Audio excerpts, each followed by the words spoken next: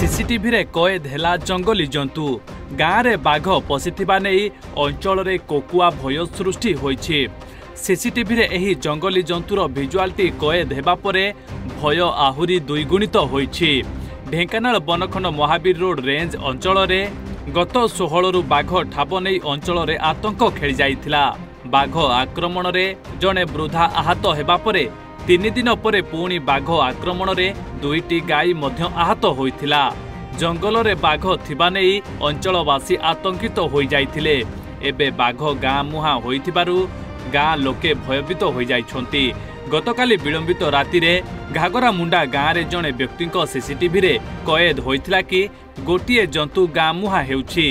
ग्रामवासी माने संदेह करिसंती कि एही जंतुटी हेउछि बाघ। तेबे एनै वन विभाग पक्षरु कुहा जायछि कि तदंत परे जणा पड़िबो एही जंतुटी बाघ ना नाही। एपटे आदिवासी अधुषित कंकड़ाहाड़ ब्लॉक रो जनसाधारण जीवन जीविका पाई जंगल उपरे निर्भरशील होइथांती। हेले जंगल रे बाघ थिबारु चिंतारे अछंती अंचलवासी। ढेंकानाल कंकड़ाहाड़रू अंकुर सिंहଙ୍କ रिपोर्ट ओडिशा भास्कर।